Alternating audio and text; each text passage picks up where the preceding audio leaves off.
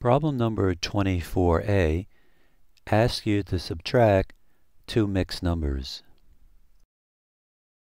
I'll first do method 1, and then I'll show you method 2. But moving forward, we'll be using method 1. There's nothing wrong with method 2, but I prefer method 1 because once you understand what to do, it takes less time than method 2. And as I keep telling you, time is going to be very important to you on the final exam. Okay, so we see we have 2/3 and 3/4. The denominators are not the same, so we're going to have to find the LCM. The denominators are 3 and 4. So as we take multiples, we go 3, 6, 9, 12. Multiples of 4, 4, 8, 12. So we have a hit. We see that the LCM is 12. So far, so good. So now what we need to do is convert 2/3 as well as 2/3 to a denominator of 12 and 3/4 to a denominator of 12. So let me just write that this is fraction number 1 and this is fraction number 2. And then I'll start working over here. So fraction number 1, 2/3. We're going to have to multiply the top and the bottom by some number so that the result will give me a denominator of 12. Well, we see that 3 times 4 equals 12, so I need 4 up here. 2 times 4 is 8, so 2/3 is equivalent to 8/12. Fraction number 2, we have 3/4. We need to multiply the 4 times some number so that the resulting denominator is our LCM of 12. 4 times 3 is 12. So 3 times 3 equals 9. So now let's do the subtraction of the original problem in part A. And I prefer to subtract in a vertical way, especially when we're using method 1. So what we have is 14 and 2/3, but that's going to be 8/12. So we have 14 and 8/12 minus 8 and 3/4, which is 9/12.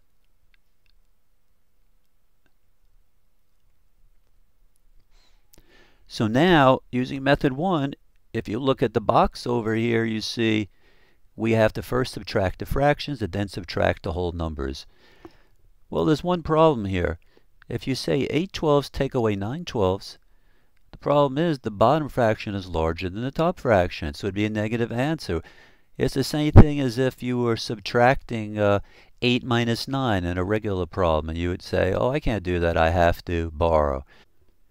And so we'll borrow 1 from the ones column and place that 1 into the 12s column. Let's briefly recall how we borrow. For example, 28 take away 9. So 8 take away 9, you cannot do that. So we borrow. So we cross out the 2 and this becomes a 1. We borrow 1 from the tens column. Now when we bring it into the ones column, 110 is the same as 10 ones. So the transfer of that 110 away from the tens column into the ones column becomes 10 ones. We already have 8 ones, so 10 and 8 is 18 ones, and we write a little 1 here. But the reason we write the little 1 is because now we have 18 ones. So then we finish off the problem. We can say 18 take away 9 is 9, and 1. Now we'll use the same strategy to do our problem. We're going to be borrowing 1 from the ones column. So in the ones column, we're going to be borrowing 1. And we need to move that to the 12ths column.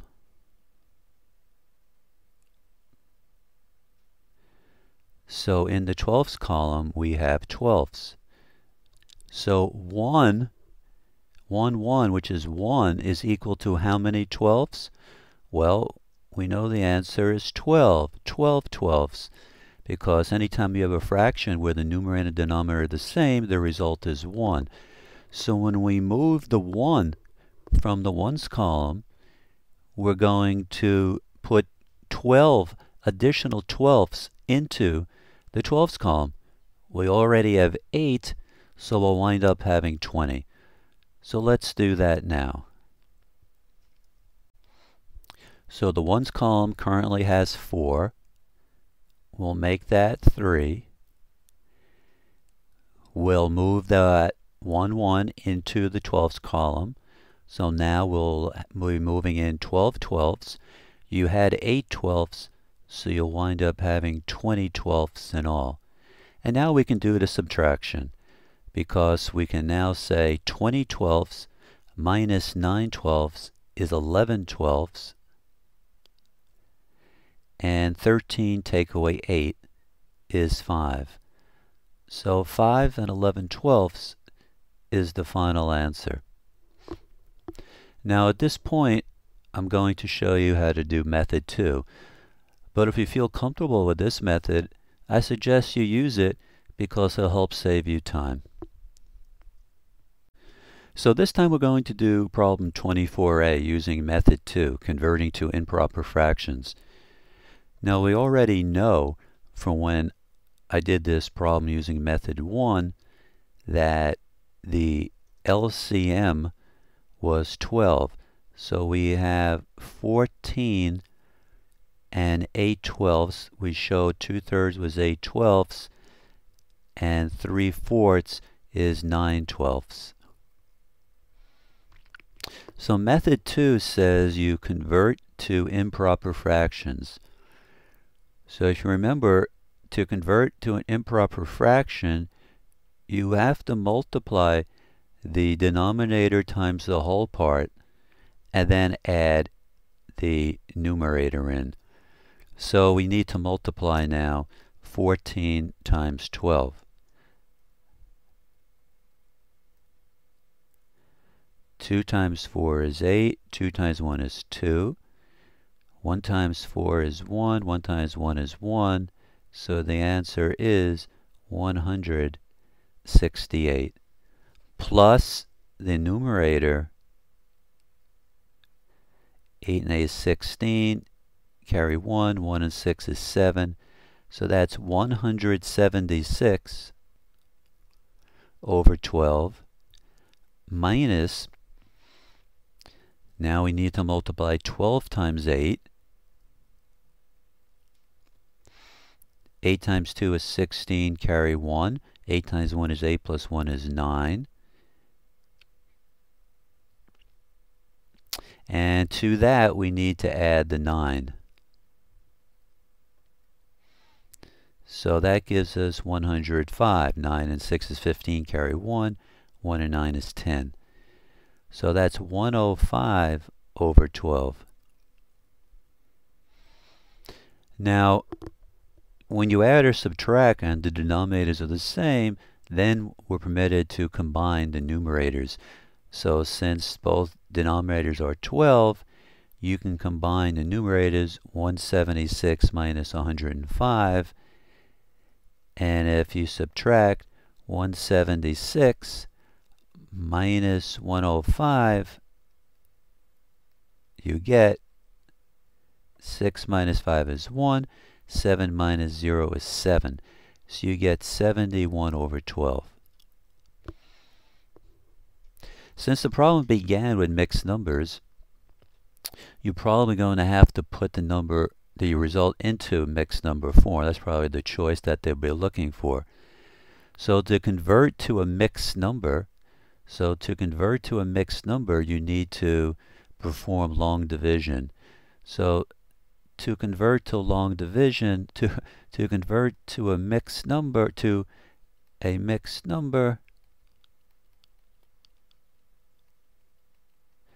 do long division.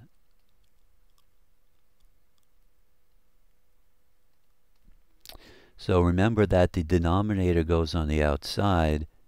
So it'll be 12 into 71. That's 5. 6 times 12 will be 72. So that would be one too many. So we know we're going to have a remainder of 11 here. But let's do it out. 5 times 2 is 0. Carry 1. 5 times 1 is 5 plus 1 is 6.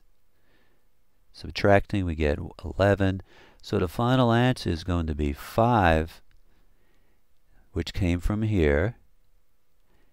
11, which comes from here, the remainder.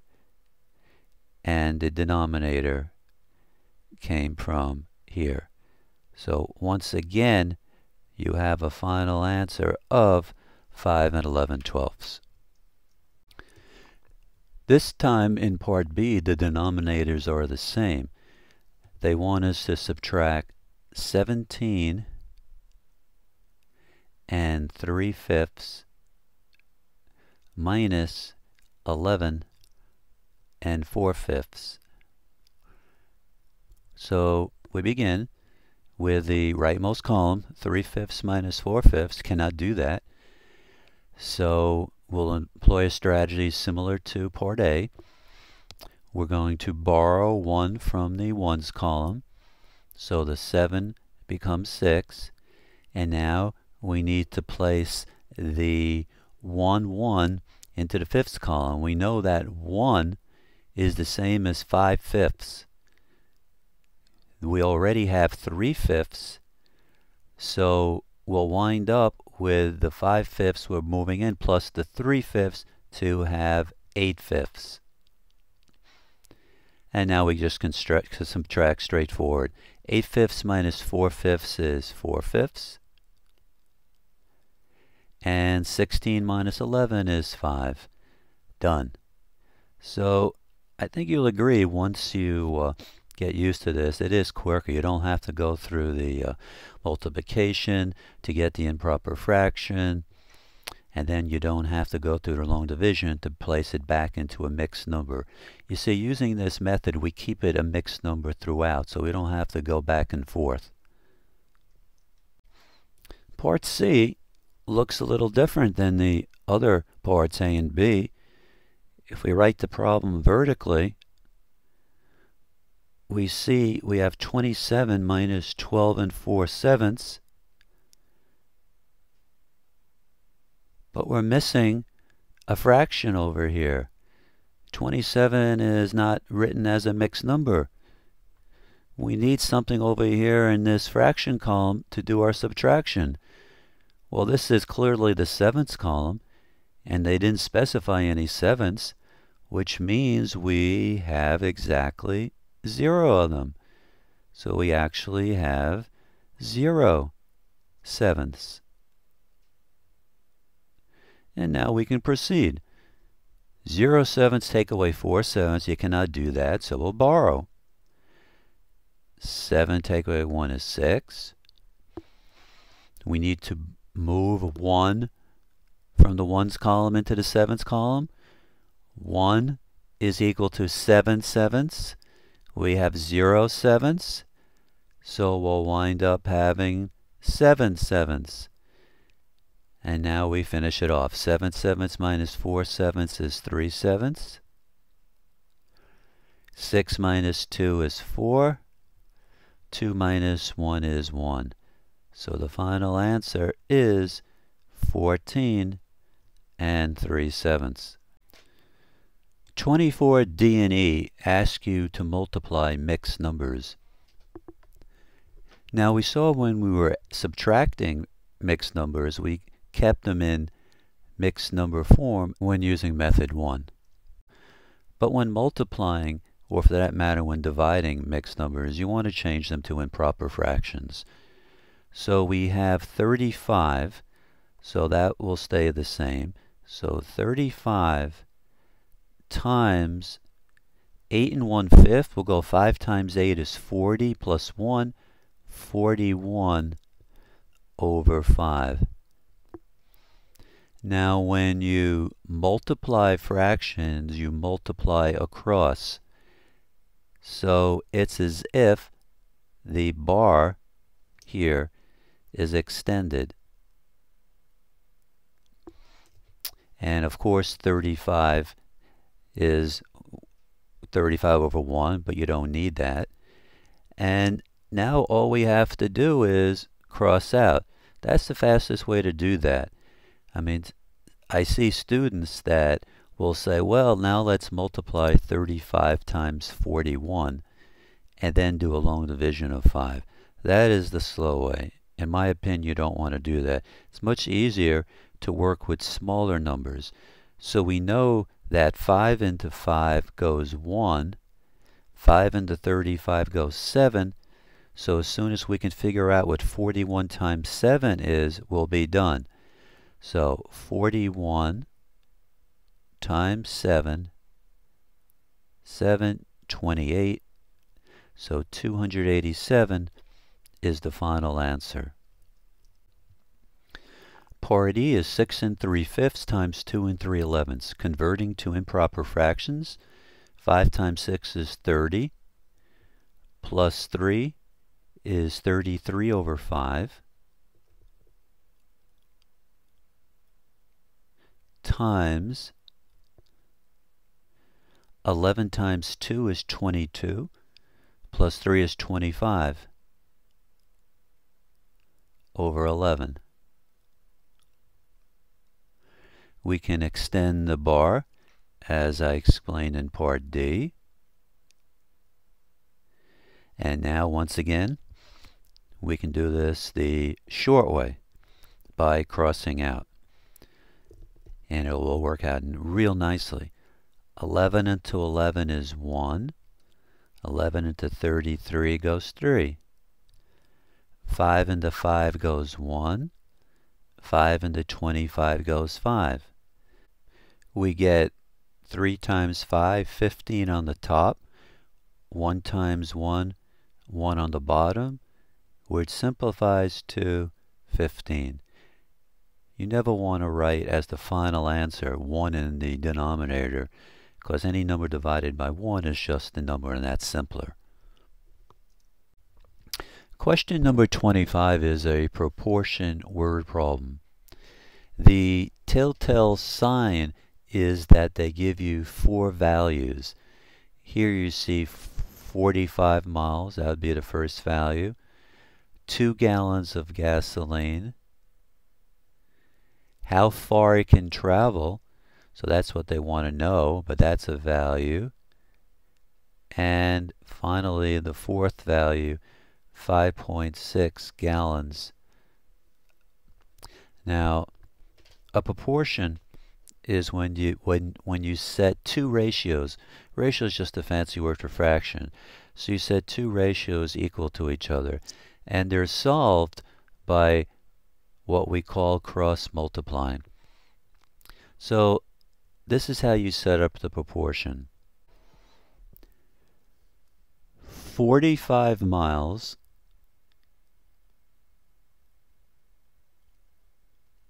and you should include the units at least when you write the proportion initially. You'll see why in a moment. So 45 miles is to 2 gallons.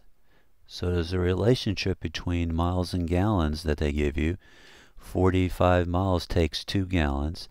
So 45 miles is to 2 gallons as, or just like, now since we put miles on the top in the first fraction, we need to place miles on the top in the second fraction. And they're asking you to find the miles, because it says how far can it travel on 5.6 gallons. And the denominator will be 5.6 gallons.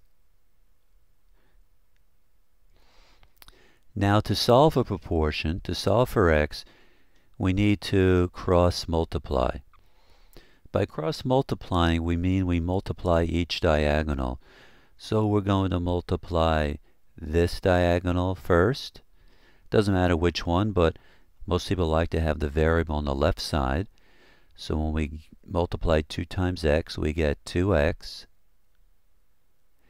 And then when we multiply on the other diagonal, we get 45 times,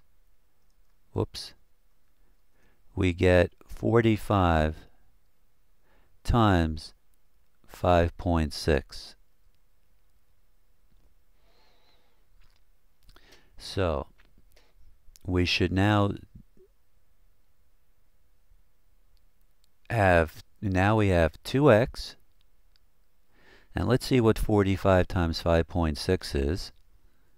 So 45 times 5.6, we have one decimal position that we need to be aware of.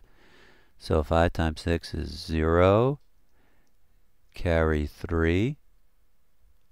6 times 4 is 24, and 3 is 27. 5 times 5 is 25. Carry 2. 5 times 4 is 20, and 2 is 22. So we get 0, 2, carry 1, 5, 2. One decimal position, so the answer is 252.0, and we can drop the final 0 because 0/10 does not contribute value to the number. So 2x equals 252. And to solve this type of equation, you now divide both sides by 2.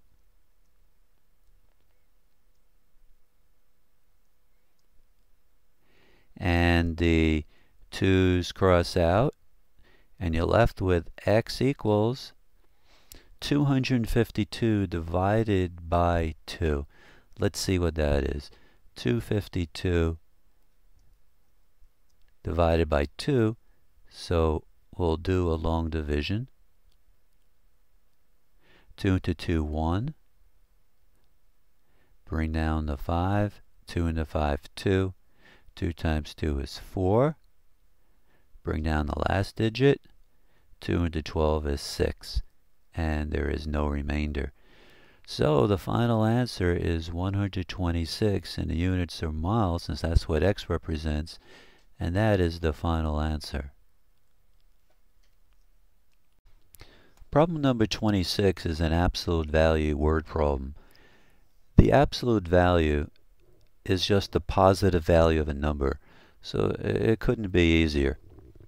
So here they're asking you to find the absolute value of -4.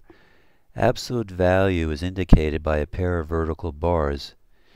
So the first negative here is not part of the absolute value portion of this problem. It's outside the bar. So the negative just gets carried forward.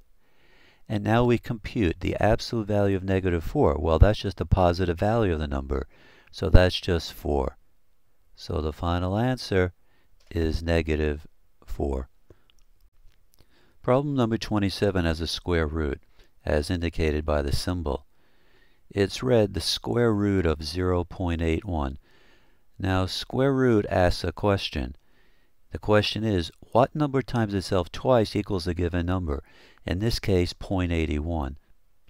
Now, you know that the answer is going to be some form of 9, because 9 times 9 is 81. But we don't want 81, we want 0.81. Well, if you remember, when we multiply two numbers together to determine the number of decimal places in the answer, we add up the decimal places, number of decimal places in each number. Well, since we need a grand total of 2, each number must have one decimal position. So the final answer will be 0.9. You can verify that 0.9 is the correct answer by multiplying 0.9 times itself. Each 0.9 has one decimal position. 9 times 9 is 81. Grand total decimal positions is 2. So the answer is 0.81, which is what we want. Problem number 28 is also a square root problem. And like problem number 26, the absolute value problem, you see that first negative in problem number 26 was not part of the absolute value. And here, the negative is not part of the square root.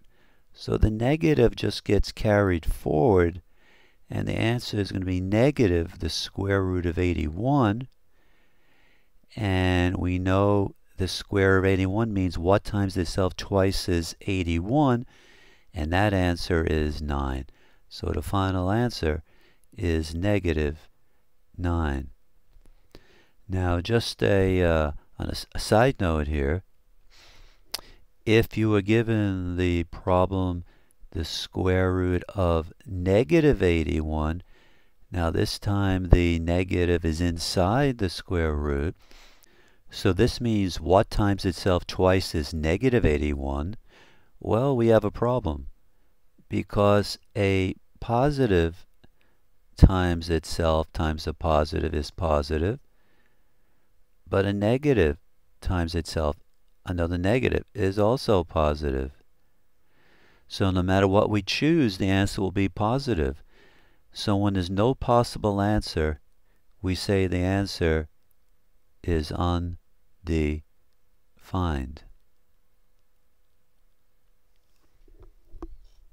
Question number 29. A rectangular plot of land measures 80 feet by 140 feet. Find its area. So when you're given a figure in a word problem, it's a good idea to draw the figure and then answer the question, in this case, finding the area. In a rectangle, the opposite sides are equal. Now, it doesn't matter in this problem, but this is 140 and this is 80. So all we have to do is plug in. The length is 140 feet and the width is 80 feet. So we'll multiply 140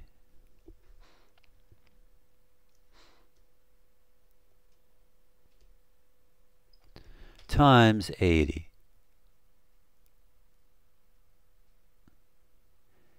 0 times any number is 0. 8 times 0 is 0. 8 times 4 is 32. Carry 3. 8 times 1 is 8, and 3 is 11. So we get 0, 0, 2, 1, 1. So the area is 11,200, and feet times feet is square feet. Or you could write it like this: 11,200 square feet written out. Problem number 30. A rectangle measures 6 centimeters by 7 centimeters. Find its perimeter. The perimeter is the distance around whatever figure you have, in this case a rectangle. So the perimeter equals the sum, that means the total of the length of all the sides. So they told you one dimension was 6, the other dimension was 7, but as we saw in problem number 29, the opposite sides of a rectangle are equal. So now all you have to do is add up the sides, just walk around. So we'll start here, 6 centimeters plus 7 centimeters plus 6 centimeters plus 7 centimeters. So the perimeter will be 6 plus 7 is 13. 13 and another 13, 26 centimeters. That is the perimeter.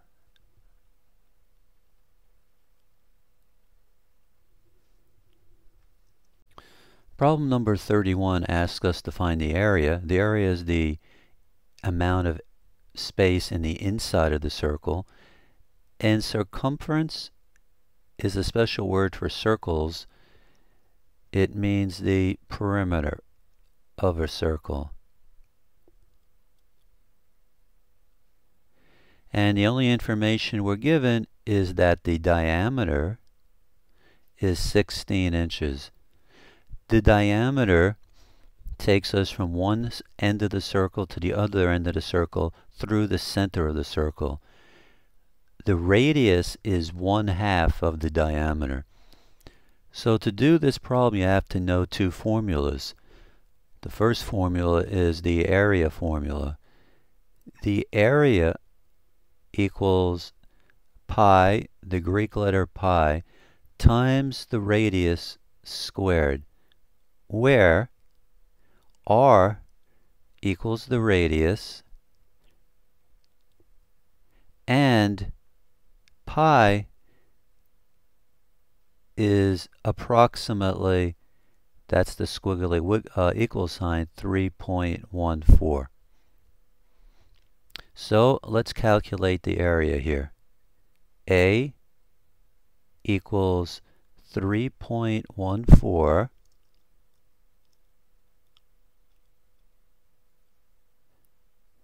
times the radius, which we see is 8, squared. Area equals 3.14 times 64, or the area equals, now we have to multiply 3.14 times 64, so let's do that over here. 2 decimal places.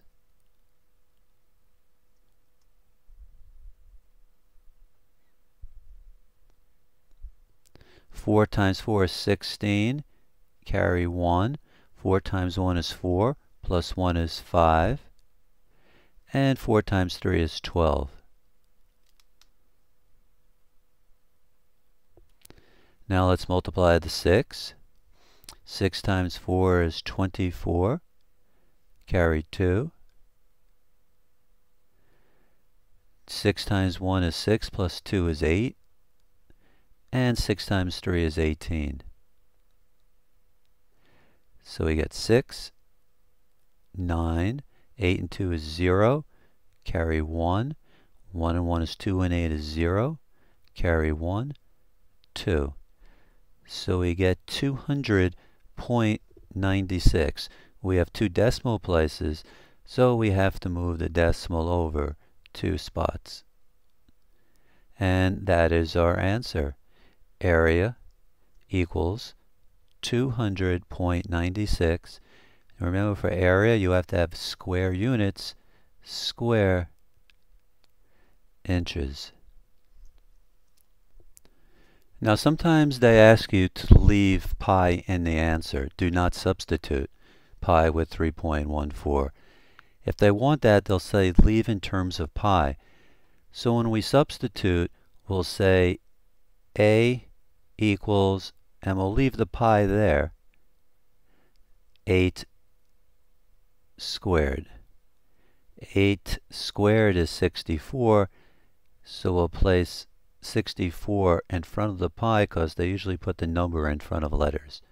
So once again we'll get, so this time we'll get 64 pi, and we're done. 64 pi square inches. Now let's calculate the circumference. The formula for circumference is C equals 2 pi r. If you've seen C equals pi d, that's good also. Our textbook uses C equals 2 pi r. So let's plug in 2 times 3.14 times the radius.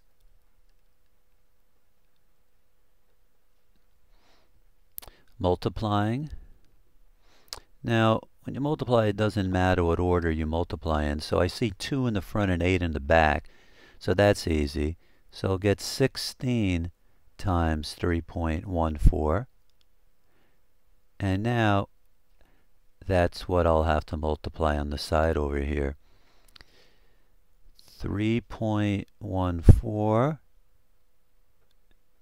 with 2 decimal positions times 16. 6 times 4 is 24, carry 2. 6 times 1 is 6, plus 2 is 8.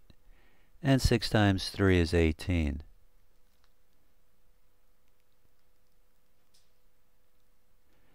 Now we'll multiply the 1. We get 4, 1, 3. Adding up, we get 4. 8 and 4 is 2, carry 1. 1 and 8 is 9, and 1 is 0. Carry 1. 1 and 1 is 2, and 3 is 5. We have 2 decimal positions, so the final answer here is 50.24. So C equals 50.24 inches. Circumference, which is really perimeter, is just measured in the basic unit. So don't square the circumference like we squared the area. And in terms of pi, remember, when they ask you to leave the answer in terms of pi, that means do not substitute pi with 3.14. So in terms of pi, we get C equals 2 pi. We leave the pi there, and R is 8. So our final answer will be 2 times 8 is 16, 16 pi inches.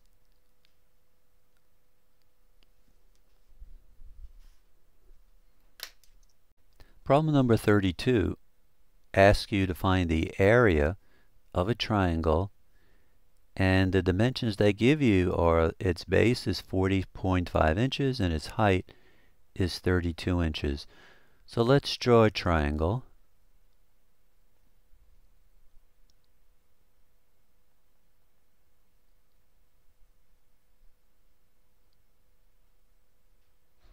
Its base is 40.5 inches.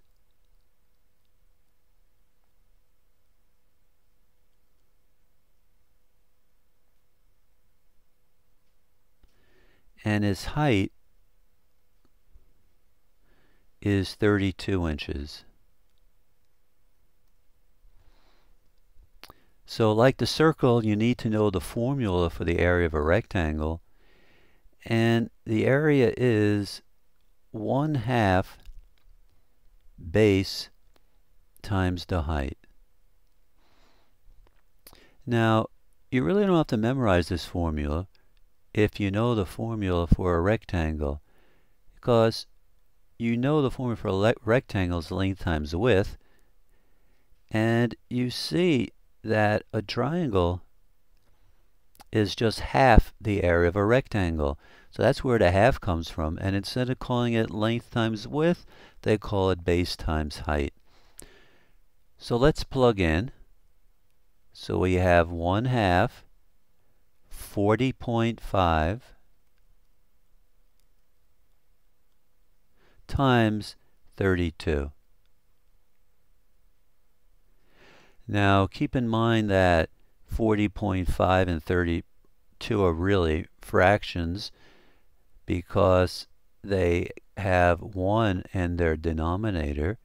And now what we can do is multiply the fractions together, as we've seen earlier in this practice sheet.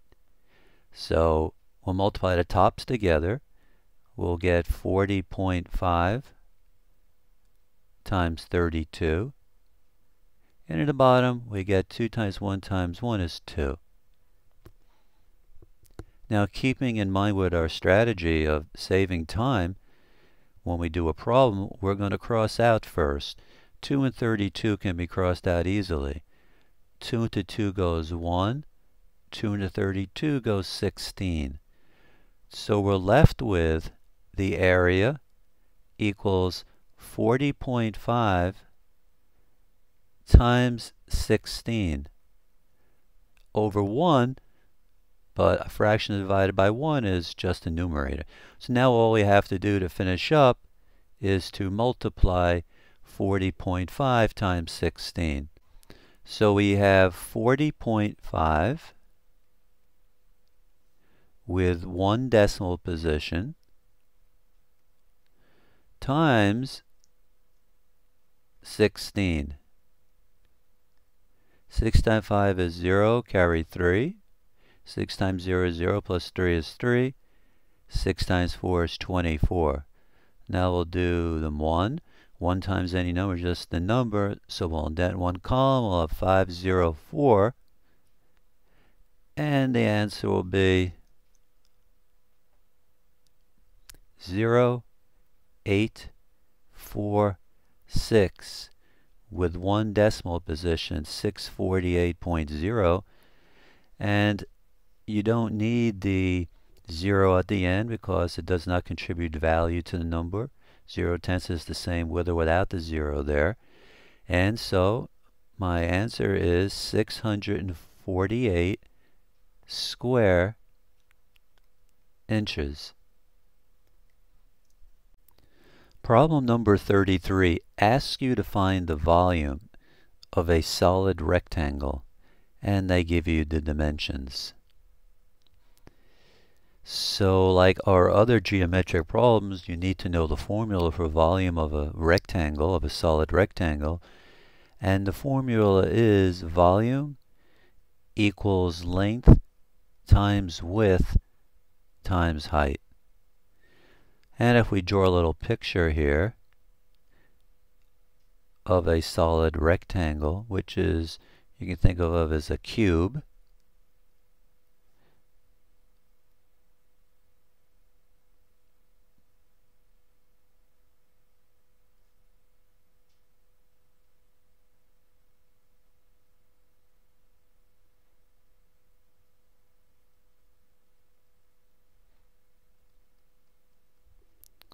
We can now label the dimensions. We have one dimension is 2 yards. Another dimension is 4 yards. And the height is 5 yards. So now all you have to do is plug in. Volume equals 2 yards times 4 yards times 5 yards.